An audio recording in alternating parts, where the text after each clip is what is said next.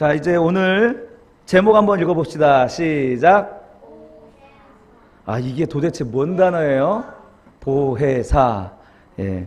자, 한번 이 단어가 무슨 단어인지 우리 예배가 끝날 때에는 우리 친구들 다 알았으면 좋겠습니다. 사람 인자가 이렇게 생겼지? 사람 인자. 이 사람 인자가 왜 이렇게 생겼냐면 사람은 혼자 설 수 없기 때문에 서로 기대어서 서라고 이렇게 생긴 거예요. 사람은 강한 것 같지만 약해요.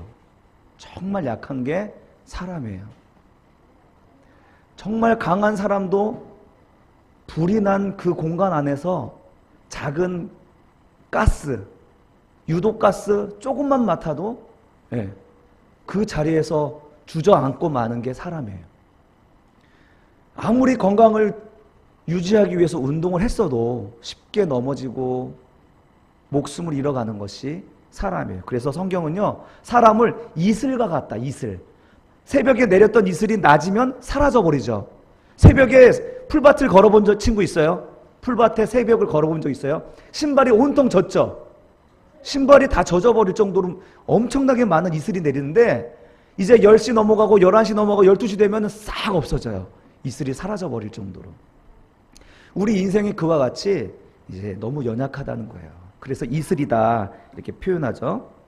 가끔씩 많이 배우고 힘도 있고 기업의 CEO이기도 하고 이런 분들이 갑자기 입지전적인 분이라고 이야기하는데 어른들이 얘기할 때는 야, 이런 사람한테 가가지고 뭔가 배우면 배울 것도 있겠다라고 생각하는데 어느 날 갑자기 돌아가셨대요.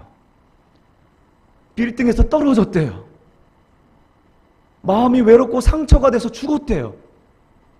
막 그럴 때 그런 기사를 보면은 놀랍지 않아요? 여러분, 사람은요, 못난 사람이나 잘난 사람이나 많이 배운 사람이나 건강한 사람이나 돈이 많은 사람이나 명예가 있거나 권력이 있어도 사람은 약해요. 모든 사람은요, 약해요. 그래서 뭐가 필요한 줄 아세요? 위로해 주는 게 필요해요. 격려해 주는 게 필요한 거예요. 만약에 그분 옆에 위로해 주는 사람이 있었다면 그렇게 극단적인 선택은 하지 않았을 것 같아요. 그런데 워낙 많은 사람들이 그에게 도움을 받고 많은 사람들이 그에게 경청하고 하다 보니까 자기는 영향을 주는 사람이지 받는 입장이 아니라고 생각했던 것 같아요. 그래서 늘 외로웠던 것 같아요. 하지만 그 강하고 CEO이고 또 많은 사람들이 인기가 있는 사람이라 할지라도 그 사람은 뭐가 필요해요? 위로와 격려가 필요한 거예요. 그런데 살다 보니까요, 목사님이 살다 보니까 어떤 위로도 어떤 격려도 마음의 위로가 안 될 때가 있어요. 언제인 줄 아세요? 내 가까운 사람이 죽었을 때.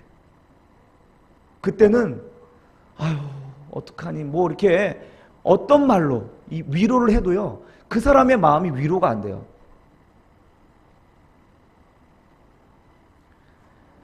그러나 오늘 본문의 말씀 속에서는 이런 사람의 위로보다 더 큰 위로를 주시는 위로자를 보여주고 있습니다. 네. 자, 우리 16절을 한번 읽어보겠습니다. 시작. 내가 내 아버지께 구하겠으니 그가 또 다른 보혜사를 너에게 주사 영원토록 너희와 함께 있게 하리니. 아멘. 예, 지금 너희에게 또 다른 보혜사를 주신다고 합니다. 이 보혜사란 그 원어를 보니까요 파라클레이토스예요. 자, 몇 가지 뜻이 있는데 그 중에 하나가 위로자. 따라해보세요. 위로자. 격려자. 자, 예수님이 제자들을 떠나시면서 하시는 말씀이 또 다른 보혜사를 너에게 주겠다라고 얘기하는 거예요. 그 보혜사의 이름이 무슨 뜻이라고요? 위로자, 격려자. 자, 오늘은 성령 강림 주일이라는 날이에요. 성령 강림 주일이라는 날이어서 오늘 우리에게 예수님이 부활 승천하신 이후에 50일이 지난 이후에 성령님이 오셨는데 그것을 기념하는 날이에요. 그러면서 오늘날도 지금도 역사하시는 성령님이 어떤 분이신가? 것을 살펴보기 위해서 오늘 본문을 택했어요. 자, 그렇다면 우리에게 보내신 이 보혜사는 어떤 분일까요? 방금 우리가 말씀드렸죠? 어떤 분이냐면 바로 따라해봅시다. 보혜사 성령님은 따라해봅시다. 보혜사 성령님은 하나님이시다. 예, 예수님이 보내시는 보혜사 성령님이 하나님이라는 거예요. 예. 자, 예수님은 어떤 분이세요? 예수님도 하나님이세요. 근데 그 예수님이신 하나님이 또 보혜사 성령님을 보내주신다는 거예요. 자, 내가 아버지께 구하겠으니 그가 또 다른 보혜사를 너희에게 주사. 자, 예수님도 육신의 몸을 입고 33년의 공생애를 사실 때 위로자셨어요. 그래서 예수님도 보혜사예요. 그런데 또 다른 보혜사를 보내주신다. 자, 그리고 예수님이 십자가에 달려 돌아가시고 죽으시고 그리고 부활하셨어요. 그리고 제자들에게 나타나셔서 일하시고 그리고 승천하셨어요. 그들이 보는 가운데 승천하셨어요. 내가 너에게 약속한 성령을 기다리라. 그랬더니 제자들이 마가다락방에 모여가지고 120명의 제자들이 모여가지고 열심히 기도했어요. 근데 50일이 지나자 어떤 일이 있었냐면 바로 예수님이 약속하셨던 보혜사 성령님, 또 다른 보혜사가 임하신 거예요. 그 날이 바로 성령이 강림하신 오순절 사건입니다. 우리 사도행전 2장 1절에서 4절 말씀 한번 봅시다. 다 같이 한번 크게 읽어봅시다. 시작. 오순절 날이 이미 이름에 그들이 다 같이 한 곳에 모였더니 호련히 하늘로부터 급하고 강한 바람 같은 소리가 있어 그들이 앉은 온 집에 가득하며 마치 불의 혀처럼 갈라지는 것들이 그들에게 보여 각 사람 위에 하나씩 임하여 있더니 그들이 다 성령의 충만함을 받고 성령이 말하게 하심을 따라 다른 언어들로 말하기를 시작하니라. 아멘. 성령의 역사는요, 구약 시대에도 있었어요. 그런데 오늘 120명의 제자들에게 다 내렸다는 것은 무엇을 얘기하냐면 성령의 임재의 보편성이에요. 예수님을 믿는 모든 자에게 주신다는 약속을 얘기하는 거예요. 여러분 예수님 믿으시죠? 여러분 속에 성령이 임하신 줄 믿습니다. 자, 또 오늘 본문에서 다른 보혜사라는 그 원어는 알로스라는 말도 있습니다. 이 뜻은 따라해보세요. 종류와 성질이 똑같은 딴 것. 자, 종류와 성질이 똑같은데 다른 거예요. 자, 예수님이 보혜사인데 또 다른 보혜사를 보내주셨다는 이 보혜사는 뭐냐면 예수님과 똑같은데 종류와 성질이 똑같은데 다른 분이 오시는 거예요. 이 보혜사 성령님은요, 예수님과 본질상 같다는 거예요. 하나님과 본질상 똑같은 분이시라는 거예요. 여기서 삼위일체라는 말이 나온 거예요. 자, 예수님은 하나님의 아들이라고 부릅니다. 맞습니까? 자, 성령님을 예수의 영이라고 부릅니다. 맞습니까? 자, 하나님과 예수님과 성령님이 삼위일체신데 어떻게 하나님의 아들이고 또 예수의 영입니까? 두 분의 차이가 있는 건가요? 세 분의 차이가 있는 건가요? 그거 아니에요. 하나님의 아들이라고 얘기한 것, 예수의 영이라고 얘기한 것은 그분들의 직분, 그분들의 사명을 얘기하는 거예요. 예수님은 하나님의 아들로서 아담을 대신해서 예수님의 자손을 퍼뜨리기 위해서 오신 직분이에요. 예수의 영은 뭐냐면 예수와 같은 보혜사의 직분을 감당하시기 위해 오신 영이에요. 직분을 얘기하는 거예요. 하나님과 차이가 있고 그 동등하지 않은 것을 이야기하는 게 아니라 하나님, 예수님, 그리고 성령님의 직분을 얘기하는 거란 겁니다. 이해되시죠? 아주 중요한 교류입니다, 이게. 많은 이단들이 이 성령을 어떤 에너지나 파워, 성령 받아라, 성령 받아라. 성령이 무슨 에너지인 것처럼, 무슨 물건인 것처럼, 어떤 커다란 무기인 것처럼 다루는 경향이 있어요. 이거는 하나님을 모독하는 거예요. 성령님은 누구라고요? 하나님이세요. 성령님은요, 인격이세요. 우리는 그 성령님의 하나님과 예수님과 성령님의 인격을 닮은 사람이에요. 그러므로 우리가 하나님과 소통하는 방법은 하나님께 우리 인격적으로 다가가는 거예요. 우리가 상식적으로 부모와의 자식이 이렇게 소통하는 것처럼 우리는 하나님과의 소통을 그런 인격적인 그런 형태로, 모습으로 소통을 하는 겁니다. 그래서 우리가 예수님 부르면 우리 예수님이 우리에게 오셔요. 우리에게 말씀하셔요. 왜요? 예수님은 육체의 몸을 입으셨지만 성령님은요, 더 이상 육체의 제한을 받지 않은 영이시기 때문에 그래요. 이 영은요, 시간과 공간의 제약을 받지 않습니다. 장소의 제한을 받지 않습니다. 시대의 제한을 받지 않습니다. 예수님의 영은 오순절 성령의 역사하실 때 각 사람 머리에 임하였던 것처럼 오늘 우리에게도 그렇게 역사하신다는 사실입니다. 그러면 이 성부 하나님과 성자 예수님께서 왜 보혜사 성령님을 우리에게 보내주시고 영원토록 있게 하신다고 말씀하십니까? 우리가 걱정돼서 그런 거예요. 우리가 걱정돼서. 우리 18절 볼까요? 읽어봅시다. 18절이요. 시작. 내가 너희를 그와 같이. 지금 예수님이 이 말씀하실 때 예수님이 뭐라고 하셨냐면 난 이제 곧 십자가에서 달려 고난받아 죽게 될 거다 얘기하고 있어요. 이제 내가 너희에게서 떠나게 될 거다라고 얘기하고 있어요. 그러니까 제자들이 근심하는 거죠. 그럼 근심하는 제자들에게 내가 너희를 고아처럼 두지 않을 거야. 그리고 다시 너에게 올 거야 라고 얘기해요. 다시 온다는 건 뭡니까?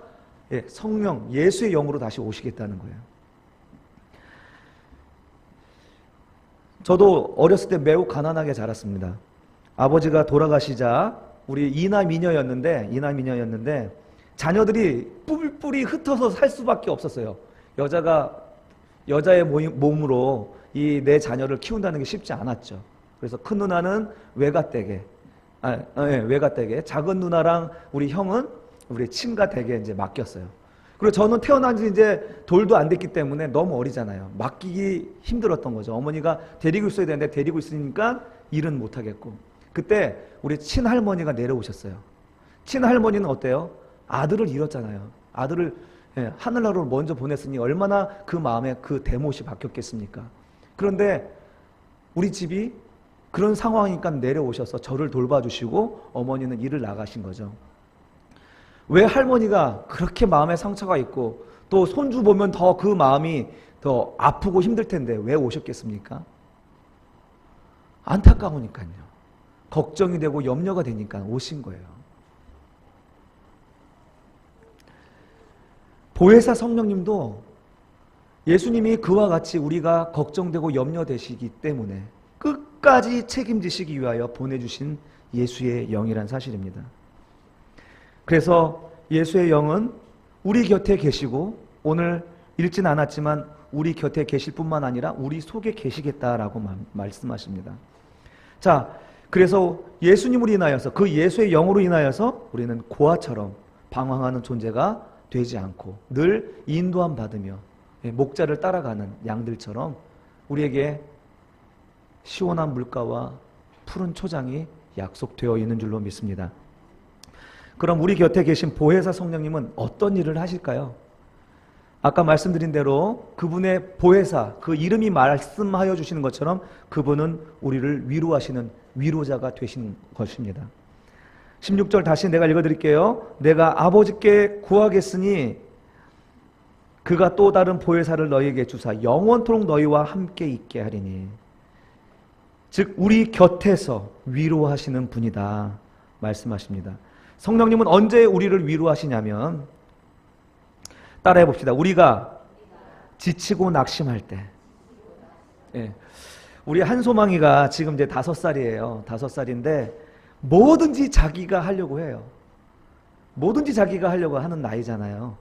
근데 이제 자기가 하고 싶은데 내가 도와주잖아요. 어떤 일이 발생하는지 알아요? 난리 나요. 울고 난리 나요. 내가 할 건데 했다고 막 울고 난리 나요. 다 경험하셨잖아요. 예.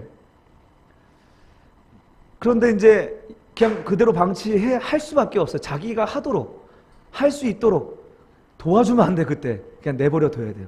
그러다가 어때요? 자기가 할 수 없을 때, 못할 때, 그 한계에 다다랐을 때 애가 이제 조금 삐죽거리면서 이건 도와줘 하면서 콧소리로 얘기를 합니다. 그러면 도와줘요. 그리고서 내가 도와줬다고 하고 이거 내가 했다라고 얘기하면 또 삐져요. 와, 소망아 잘했다 이렇게 얘기를 해줘야 돼요. 그러면 신나죠. 아빠가 도와줬는데 지가 한 줄 알고. 예. 성령님도 마찬가지입니다. 평소 우리에게 관심이 없는 것처럼 내버려둬요. 왜? 우리가 할 수 있다라고 생각하니까. 우리가 할 수 있다라고 생각하니까 우리가 하는 거예요. 그러다가 우리가 어려운 일을 조금 만나면 어때요?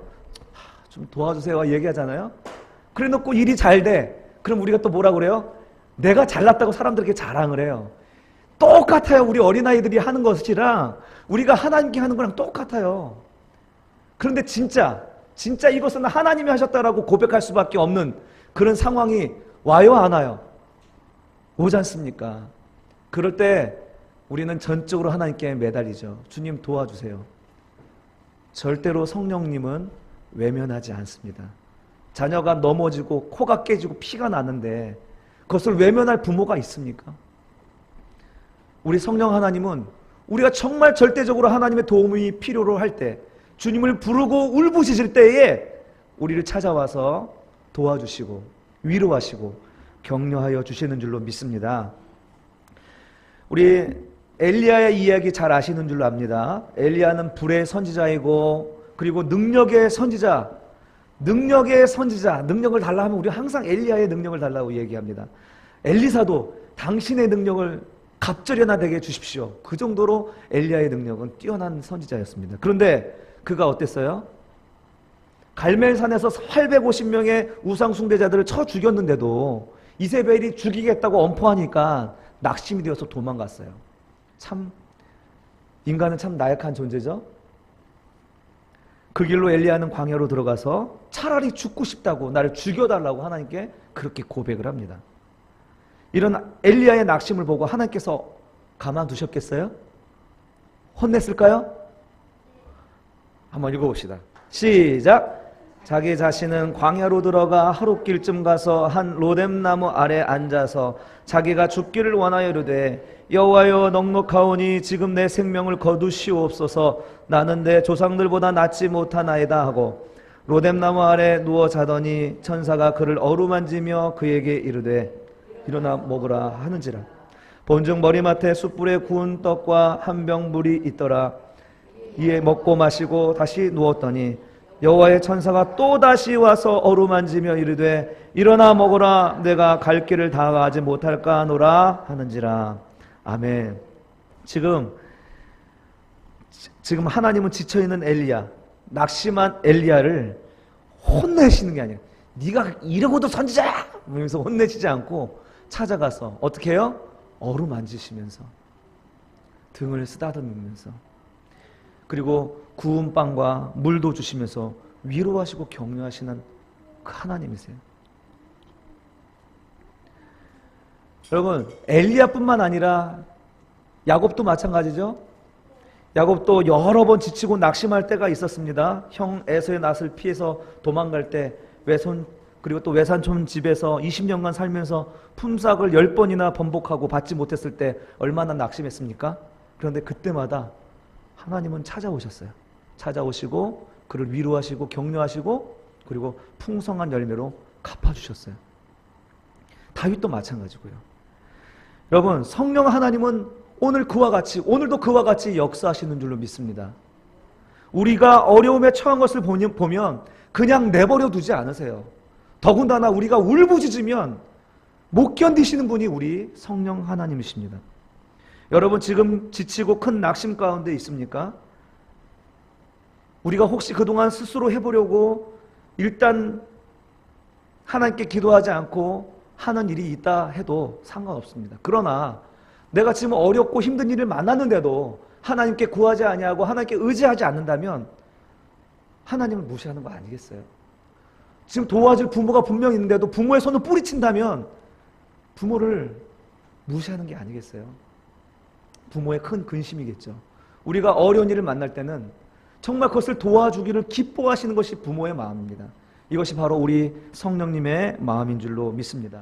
우리가 살다 보면 깊은 골짜기를 걸어가는 듯한 그런 깊은 터널 속에 있는 듯한 때가 있습니다. 이때 우리 하나님께서는 보혜사 성령님을 통하여서 여러분들을 내버려 두지 않을 것입니다. 여러분 곁에서 큰 위로를 주시고 여러분 곁에서 큰 격려로 힘을 주실 줄로 믿습니다. 성령님은 왜 또 우리 곁에서 이렇게 위로하고 격려하실까?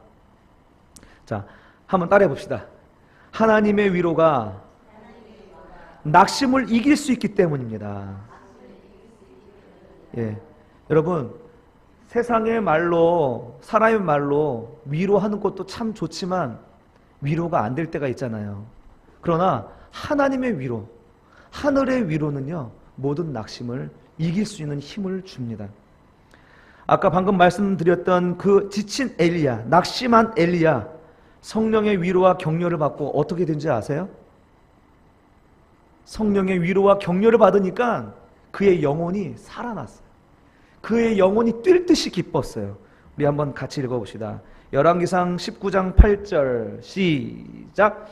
이에 일어나 먹고 마시고 그 음식물의 힘을 의지하여 40주 40야를 가서 하나님의 산 호렙에 이르니라. 아멘.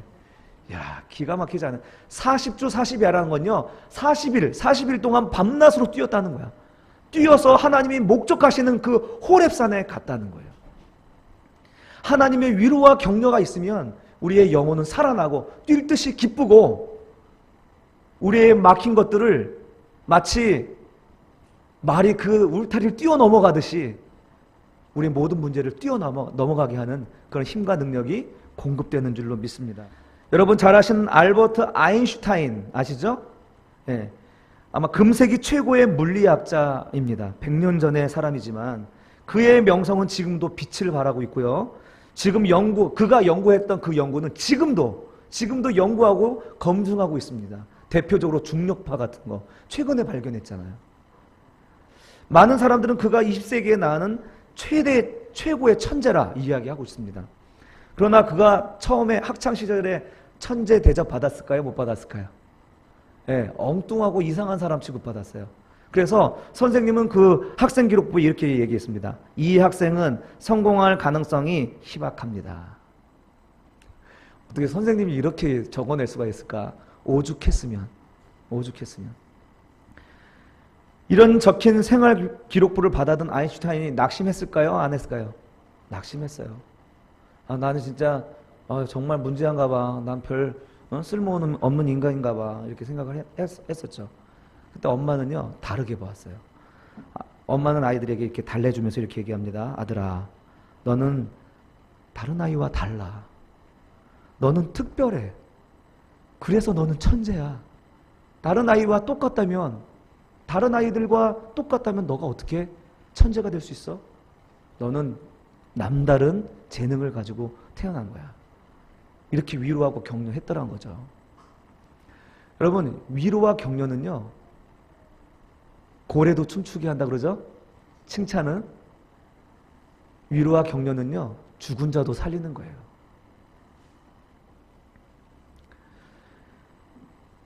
우리 성령님께서 이와 같이 위로와 격려로 우리가 낙심했을 때, 절망했을 때 이겨가 나갈 수 있도록, 살아날 수 있도록 힘을 주시는 분인 줄로 믿습니다. 성령님은 어떻게 이번엔 우리가 위로하시는지 한번 봅시다. 성령님은 어떻게 우리를 위로하시는가? 로마서 8장 26절을 함께 읽겠습니다. 로마서 8장 26절 시작. 이와 같이 성령도 우리의 연약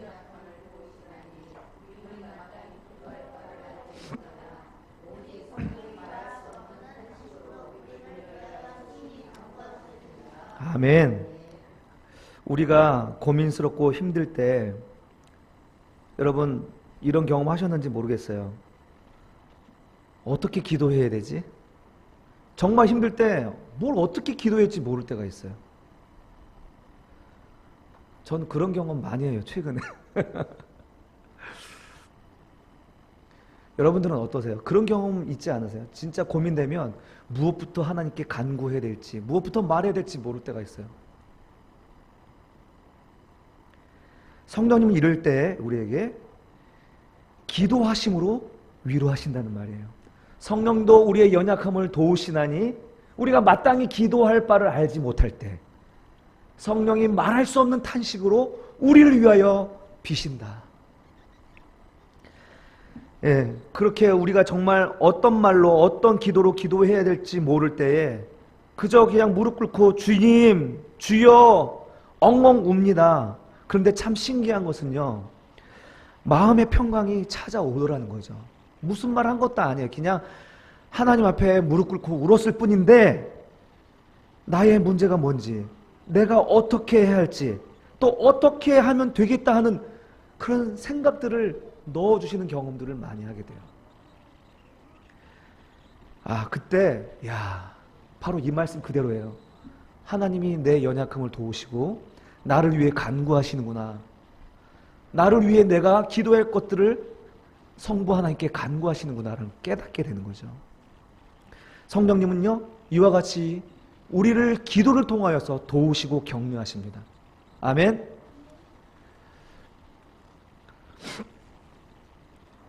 또 우리를 어떻게 위로하시고 격려하시는가?